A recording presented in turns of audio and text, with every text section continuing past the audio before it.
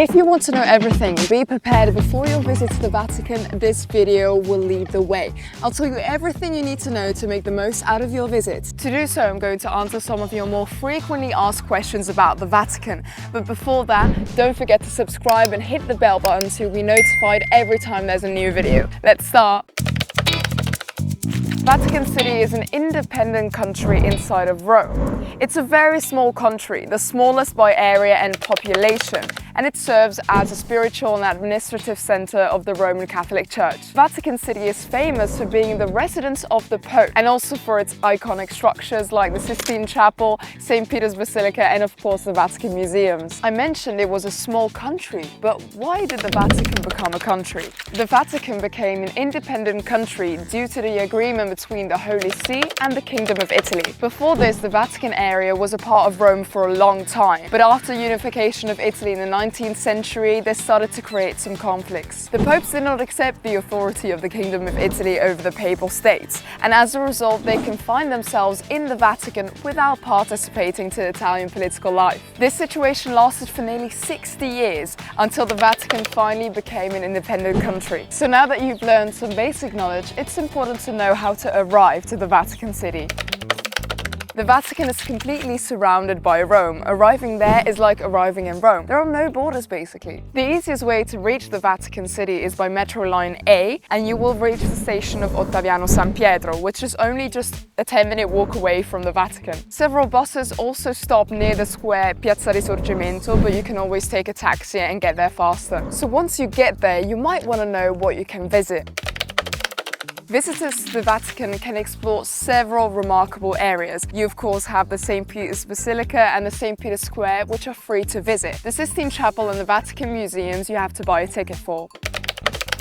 Opening hours at the St. Peter's Basilica vary depending on the season. The museum will be open from Monday to Thursday from 8 AM till 7 PM, with last admission at 5 PM. And on Friday and Saturday, 8 AM, 8 PM, the last entrance is at 6 PM. Keep in mind that the Vatican Museums are closed on Sundays and also on some special dates. Every last Sunday of the month, it's free admission from 9 AM till 2 PM. Now it's time to talk about the tickets.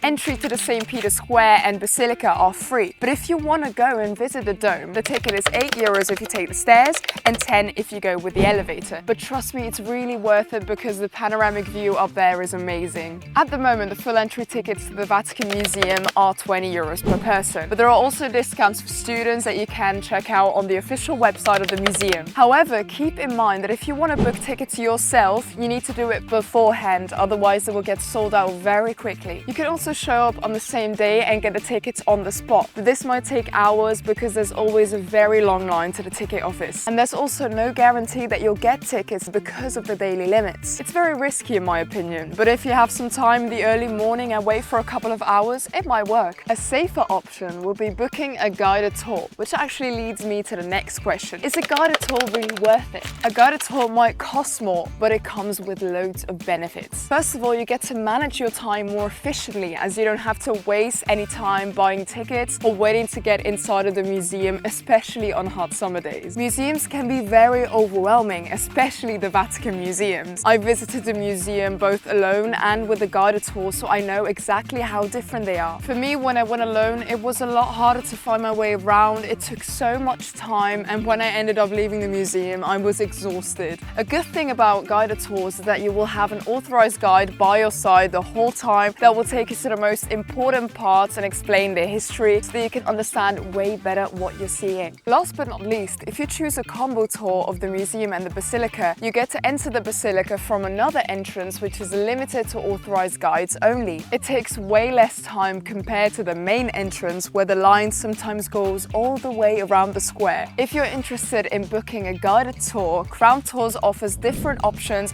and you can choose which one suits you better. We'll put the link in the description.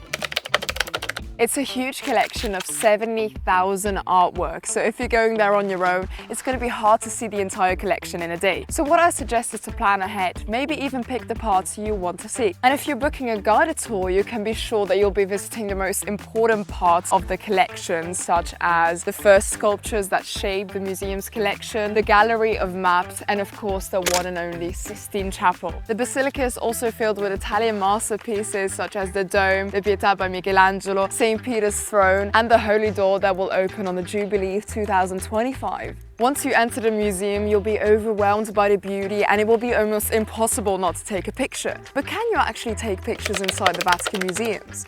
You can take photos without flash almost everywhere, except the Sistine Chapel due to a historical agreement. In the 80s, when the Vatican needed funds to reparate Michelangelo's frescoes, a Japanese TV corporation offered financial support. In return, they received exclusive rights to photography and video of the restored art. Although this agreement has expired, no photo policy remains to preserve the chapel's sanctity and to protect the artwork from potential damage, even from non-flash photography. A question that many people ask us, is there any dress code? Yes, visitors must cover shoulder and knees. Sleeveless tops, tank tops, shorts above the knees, mini skirts and hats are not allowed in the Sistine Chapel and the Basilica. And that's a wrap on our Vatican FAQ session. We hope that we provided you with all the insights and the knowledge you need before your visit. If you enjoyed this video, don't forget to leave a like. Remember to subscribe to our channel so you'll be updated every time we post something new.